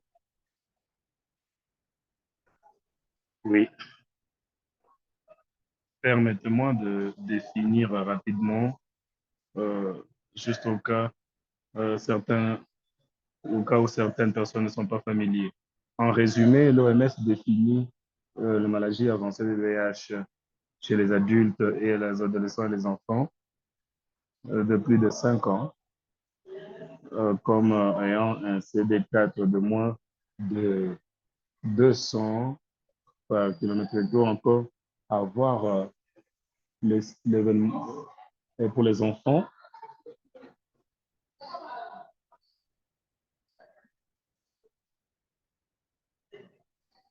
de moins de 5 ans, ils sont considérés à avoir la maladie à moins qu'ils sont sur ART pendant plus d'une année et cliniquement beaucoup plus stable. Et ça, c'est la définition des maladies de VIH avancées. Par rapport à la question que vous avez posée à Ivy, oui, certains outils, certaines approches pour avancer la maladie de VIH, je reconnais que la maladie de VIH, le rapport de cette maladie est un tout petit peu, le rapport de cette maladie est un tout petit peu compliqué à cause des questions de soins. Et pour les enfants et les adolescents, ça, c'est un défi beaucoup plus particulier parce que lorsque les données doivent être collectées, l'une des solutions que les gens prennent, c'est de réduire la désagrégation. Et cela est compréhensible parce que vous voulez faire le recueillement des données beaucoup plus simple. Mais dès que vous réduisez la désagrégation et le plus grand groupe des personnes qui souffrent, c'est les enfants, parce qu'ils ont tendance à être une petite proportion comparée aux adultes. Alors, si vous ne faites pas une désagrégation chez les enfants, au moins 4% de toutes les personnes qui ont avec VIH sont sous soins. Alors, si vous ne faites pas une désagrégation, et les 4% seront avalés complètement par les 99%. C'est très important d'avoir la désagrégation et nous avons vu une présentation sur la désagrégation donnée par Dr. Selassie de 0 à 5, 5 à 9 ans. Et je vais aller jusqu'à 25 ans. Alors, c'est très important pour nous de continuer à maintenir la désagrégation.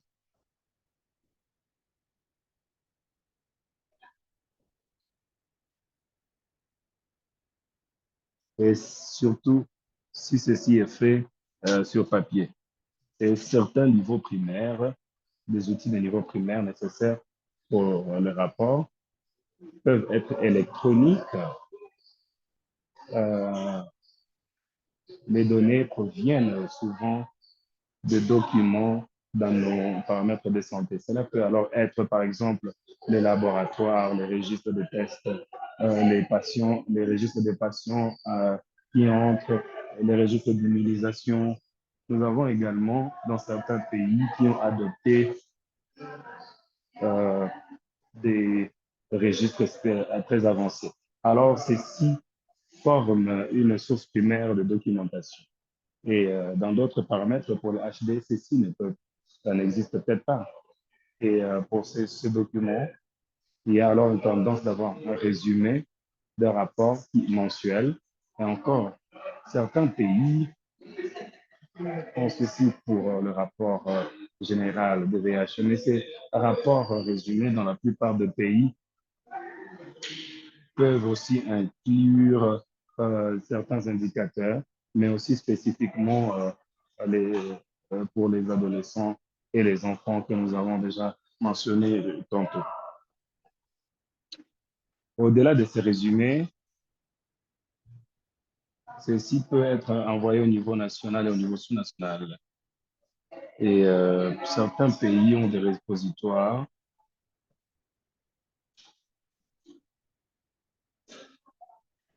et aussi les analyses pertinentes. J'aurais bien voulu montrer une charte, mais je vais en parler. Démontre peut-être ce que le Kenya, le ministère de la Santé au Kenya a fait. Je sais que j'ai travaillé à PAF, mais nous collaborons avec le ministère de la Santé, le NASCOP, avec d'autres partenaires pour soutenir les rapports de HD. Alors, ce que le Kenya fait, il se fie beaucoup plus sur les rapports de HD et largement pour Kenya MA. Et ces données capturent l'aspect de prestation de services et, et les données de HD. Et ces données, à la fin du mois, sont téléchargées électroniquement à travers une interface d'application. Et ceci va aller dans le repositoire national et, et il développe le dashboard se basant sur les données téléchargées au niveau des données. Alors, ce que vous avez noté pour le Kenya, ils n'ont pas un rapport physique pour faire le rapport d'HD, mais ça, c'est fait automatiquement à travers les données qui sont téléchargées de Kenyama dans le repositoire. Et la couverture à ce point, c'est 90% pour tous les paramètres qui offrent les services de VIH et télécharger les données mensuelles.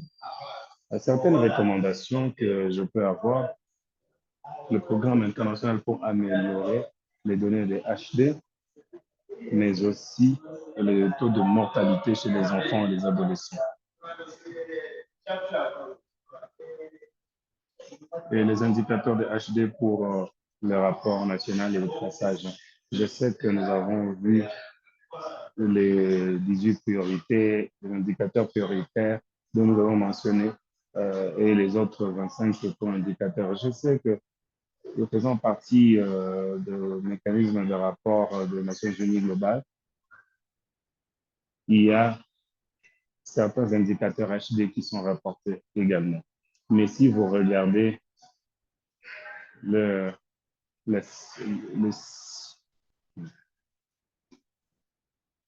vous réaliserez que beaucoup de pays présentement n'ont pas téléchargé ces données, les données spécifiques de HD, que ce soit pour les adultes ou pour les enfants, pour les adolescents. Mais à mon avis, je pense que une des choses sur laquelle nous devons travailler, c'est de nous rassurer que tous les pays téléchargent leurs données HD et c'est le niveau le plus élevé. Et pour que nous puissions réaliser cela, nous aurons probablement besoin d'adopter les normes des indicateurs pour le rapport national. Pas tous les pays présentement possèdent ceci. Et je sais que nous avions développé un cadre d'HD qui a tous ces indicateurs. Et dans les dernières années, nous avons travaillé avec EICAP et CICOM pour voir de quelle manière nous pouvons développer un toolkit dont les 21 pays dans le ICAP peuvent utiliser pour former justement cet outil primaire. Est-ce que nous pouvons résumer? Nous n'avons que plus que quelques minutes.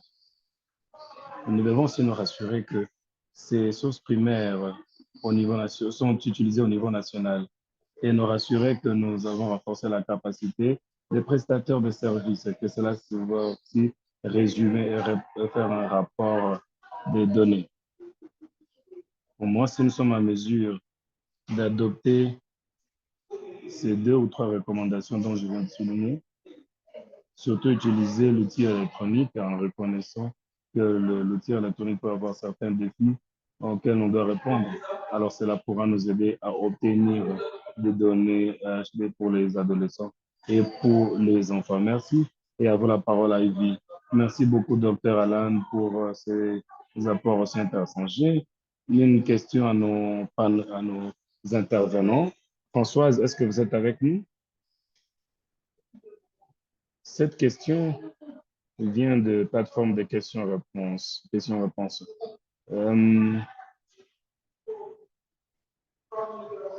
Parfois, cela impacte la qualité des données, mais aussi les systèmes d'information dans certains pays sont en retard pour intégrer les indicateurs de VIH. Quelle est l'approche pour maintenir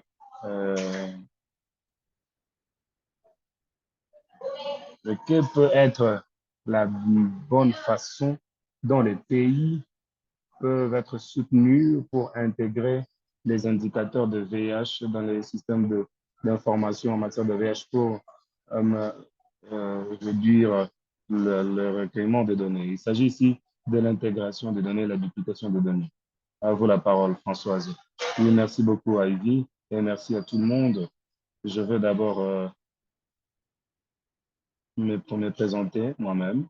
Je travaille pour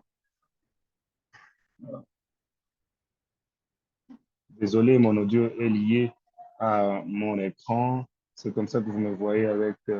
Je dirige les patients qui fait le travail au niveau du département et qui travaille sur les directives de 2022. Il travaille. Je pense que j'ai eu, avant de commencer à parler sur l'intégration, je pense que ce webinaire s'agit de mettre en place des forces pour avoir de meilleures données pour les enfants et les adolescents. Et j'aimerais aussi dire que le guide 2022 que nous avons présenté ne veut pas nécessairement, ne doit pas être séparé en termes de système d'information.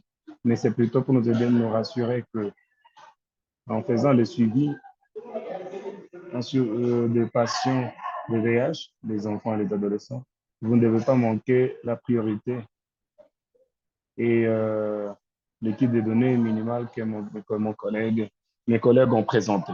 Il s'agit de comment le système est mis en place au niveau des pays et de quelle manière vous pouvez vous rassurer que euh, les indicateurs de données sont intégrés dans un système d'information beaucoup plus large.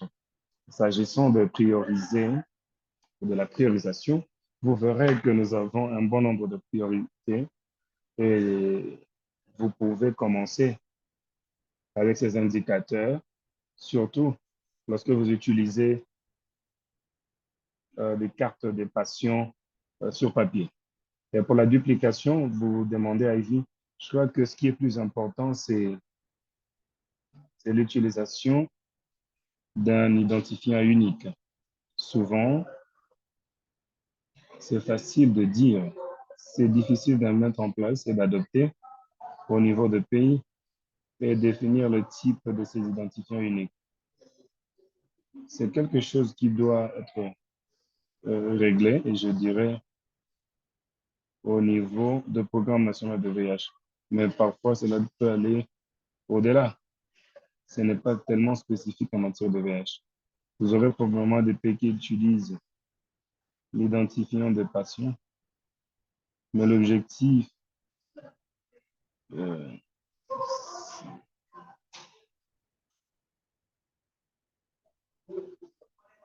je voudrais juste souligner un point, c'est que le travail que nous avons présenté aujourd'hui, dans la première présentation,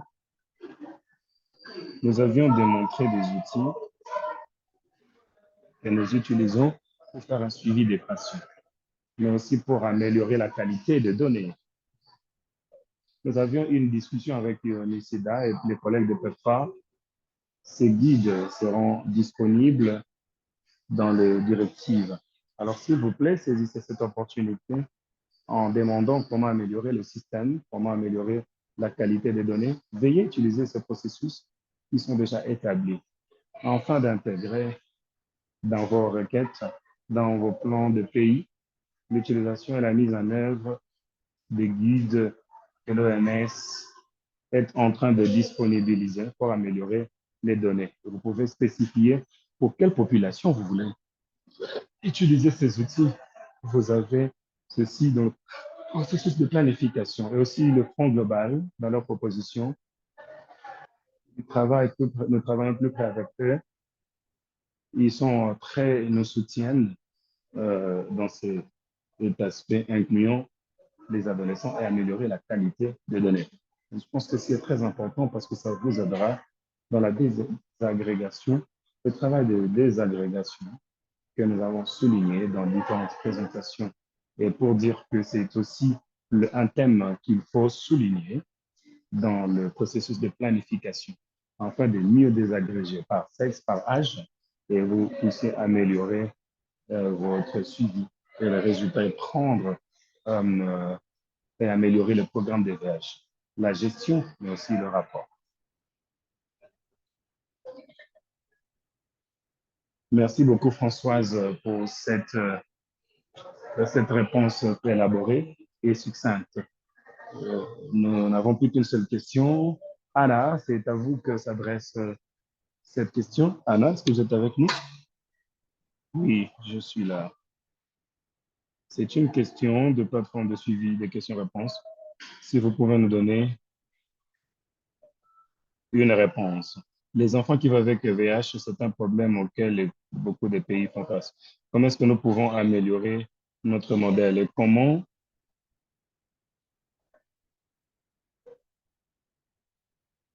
répondre les questions avec les données? Quels sont les canaux qui sont disponibles pour l'OMS et pour faire le double l'OMS? Et à vous la parole, Anna. C'est une très belle question, en effet. J'avais déjà donné une réponse par écrit et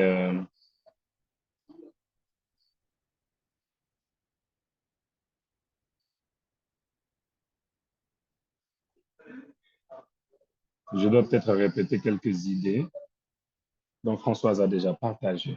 Nous devons avoir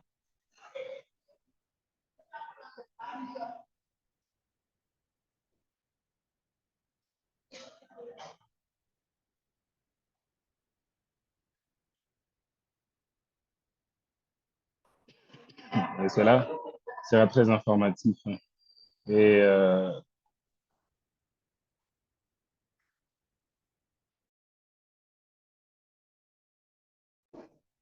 alors, je crois que c'est quelque chose que nous essayons tous à améliorer.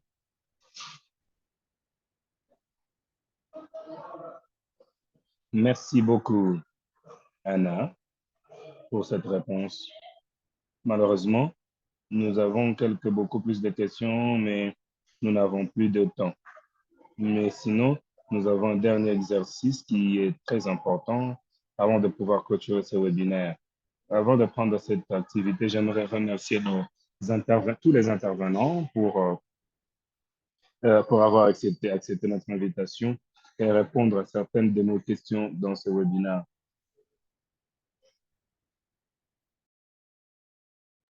Et merci de nous donner des réponses aussi pratiques. À cela, je voudrais remercier vous tous de votre présence dans ce webinaire. Mon co-présentateur a résumé, mais avant de partir,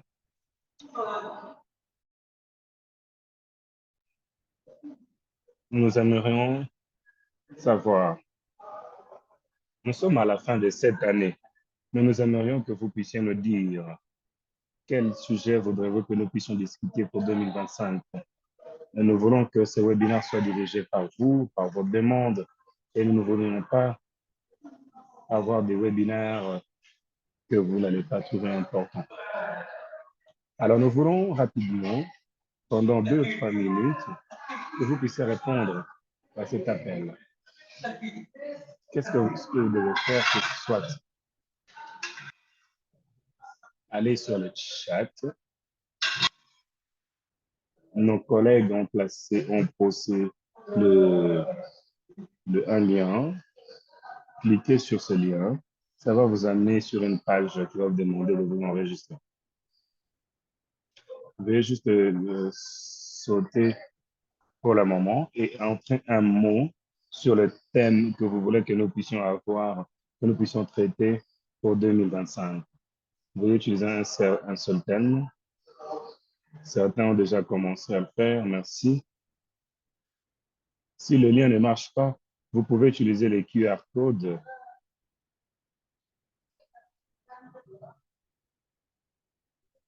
Et vous allez saisir ce que vous voulez que nous puissions traiter en 2025.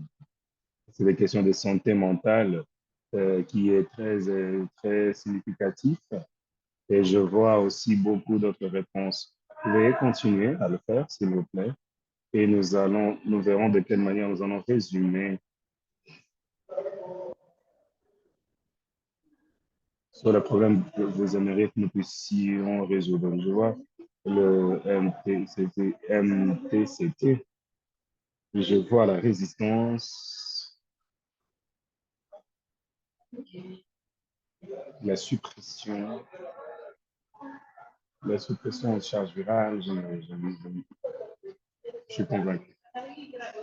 La santé mentale ne fait que grandir. Excellent. Vous pouvez toujours continuer. Nous aurons toutes ces données et le résumé et avoir un programme pour 2025. C'est vrai que nous ne serons pas en mesure de résoudre tout ce problème, mais néanmoins, nous aurons un programme qui sera succinct pour la majorité. Merci beaucoup de votre participation à ce cours.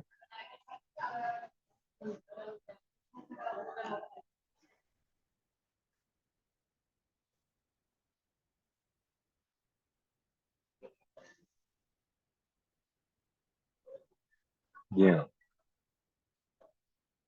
Je vois certains d'entre vous sont en train de poster dans le chat. Nous aurons toutes ces informations aussi à partir du chat. Si le lien ne fonctionne pas, veuillez poster dans le chat. Nous allons regrouper toutes ces informations. Veuillez continuer, s'il vous plaît. Postez dans le chat si vous n'êtes pas en mesure de le faire dans le call.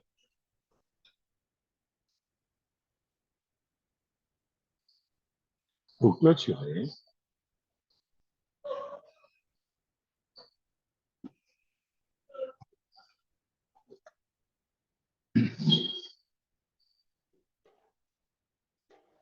merci à nos panélistes. Nous avons parlé des données de qualité de vie. Juste question de données, la première page, le début de ces données.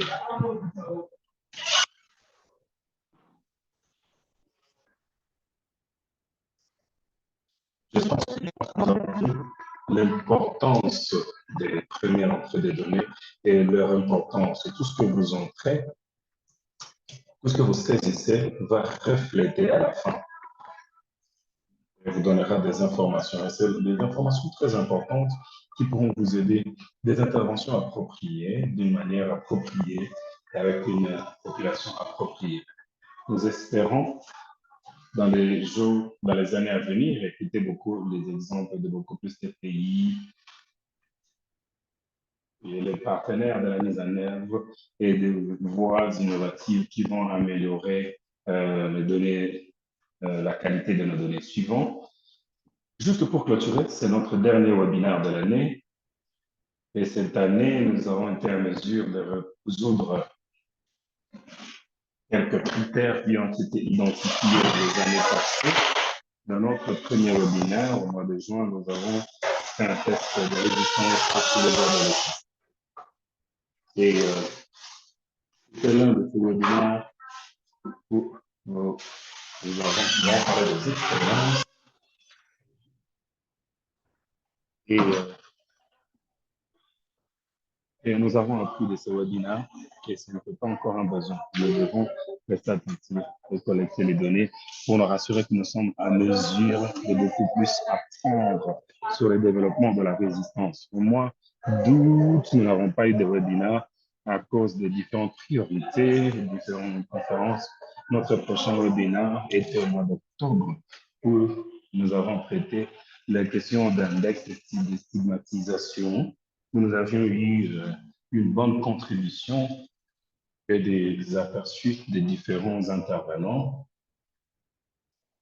qui ont discuté avec nous la question de stigmatisation, pas seulement théoriquement, mais tous ceux dont ils font face. Et notre dernier webinaire cette année, c'est ce webinaire où nous avons traité des questions, des données et avoir des chiffres corrects. À ce terme, nous sommes à la fin de 2024 et la dernière série, le dernier webinaire. L'année prochaine, nous allons mettre en place un programme. Nous allons recevoir, comme d'habitude, les invitations pour le webinaire de l'année prochaine et lorsque cela va commencer. Suivant, nous devons être à mesure d'avoir notre premier webinaire au mois de février, si tout va bien, mais sinon, vous recevrez les invitations comme d'habitude. À cela, je me dirais merci à vous tous les partenaires qui sont impliqués. Ce webinaire, mais tous les webinaires, tous ceux qui nous ont soutenus pour avoir des partages des informations dans ces webinaires et tous les modérateurs pour le temps et l'expérience qu'ils ont partagé. Je voudrais remercier Pata qui nous a toujours donné une interprétation de qualité. Je voudrais remercier EcoIndia et la plateforme Eco qui nous a donné cette belle plateforme qui nous rencontre chaque mois. Et en se rassurant que les webinaires ont lieu bel et bien sans interruption. À ce terme, je dirais, vous souhaitez bonne fête, bon décembre et bonne pause pour ceux-là qui vont aller en pause. Je vous souhaite toutes les bonnes choses. Je vous souhaite à vous